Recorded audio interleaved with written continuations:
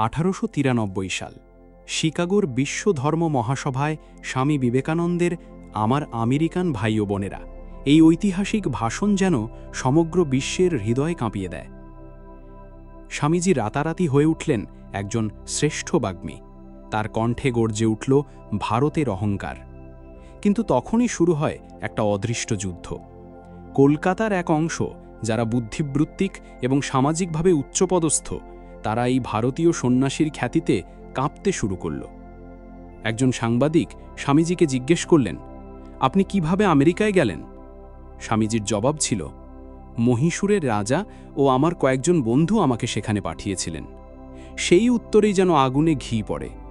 সমালোচকেরা বলতে লাগলেন, বিবেকানন্দ শ্রেষ্ঠ বাগ্মী হয়েছে কি নাকি শুধুই ওই ব্রাদার্স অ্যান্ড সিস্টার্স বলার জন্য? আর কিছু নেই ওর মধ্যে। ওর পোশাক চলনবলনই তাকে বিদেশে জনপ্রিয় করেছে। এহেন বাঙালি বিদ্বেষ স্বামীজির মনেও দাগ কাটে।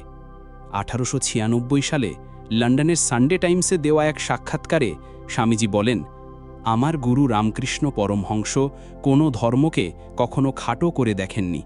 তিনি শিখিয়েছেন ভালোবাসাই আসল ধর্ম। এই ভাবনাই স্বামীজিকে শ্রেষ্ঠ করেছিল।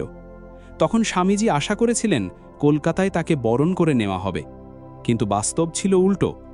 গুরুভাই শশী মহারাজ ও স্বামী অভেদানন্দ সভা আয়োজনের দায়িত্ব নিলেও কলকাতার এক শ্রেণীর মানুষের বিরূপতা থামল না। এক মারোয়ারি ব্যবসায়ী স্পষ্ট বলে দিলেন, হিন্দু হয়ে বিলেত যাওয়া মানেই ভ্রষ্টাচার, বিবেকানন্দকে সম্বর্ধনা অসম্ভব। বিচারপতি গুরুদাস বন্দ্যোপাধ্যায় পর্যন্ত বললেন, একজন কায়স্থ ছেলে কিভাবে সন্ন্যাসী হতে পারে? ওর নামও তো গুরু প্রদত্ত নয়। তিনি স্বামীজির সভায় সভাপতিত্ব করতে অস্বীকার করেন। স্বামী অভেদানন্দ লিখেছেন, তিনি অর্থাৎ গুরুদাস বাবু ব্রাহ্মণ্য ধর্মকে শ্রদ্ধা করতেন, তাই দত্তবংশীয় শূদ্র নরেন্দ্রনাথের সংবর্ধনায় যোগ দিতে রাজি হননি। এমনকি সংবাদপত্র পর্যন্ত উঠে পড়ে লাগল স্বামীজির মানহানিতে।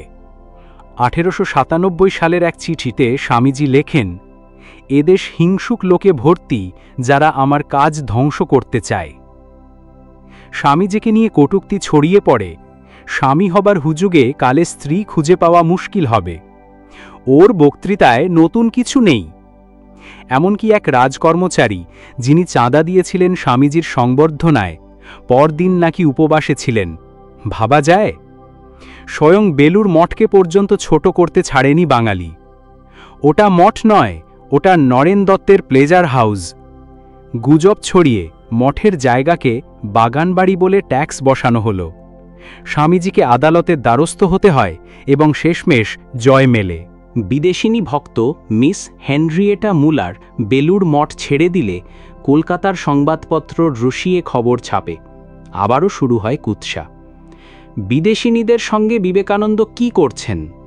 এমনকি স্বামীজির মৃত্যুর 2 দশক পর কাশীর শঙ্খনাথ ভট্টাচার্য নামে এক ব্রাহ্মণ পণ্ডিত প্রকাশ করেন একটি বই, যেখানে পাতায় পাতায় ছিল বিবেকানন্দ বিরোধিতা।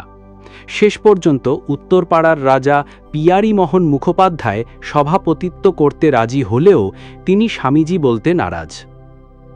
আমি ব্রাদার বিবেকানন্দ বলেই সম্বোধন করব। কায়স্থ সন্ন্যাসী হতে পারে, এতে আমি এখনও নিশ্চিত নই। অবশেষে 1898 সালের 28 ফেব্রুয়ারি শোভাবাজার রাজবাড়িতে রাজা বিনয় কৃষ্ণদেবের সভাপতিত্বে আয়োজিত হয় কলকাতার প্রথম নাগরিক সম্বর্ধনা সভা। শোনা যায় গঙ্গা তীরে বেলুড়ের রাসবাড়িতেও বিবেকানন্দকে স্বাগত জানানো হয়েছিল নিবেদিতার উদ্যোগে, যদিও এই ঘটনা নিয়ে ইতিহাসে মতভেদ আছে। কিন্তু প্রশ্ন এখানেই, বিবেকানন্দ যদি একজন বিদেশ ভ্রমণকারী কায়স্থ সন্ন্যাসীই হতেন কেবল, তবে কেন তার কথা আজও সময়কে ছুঁয়ে যায়?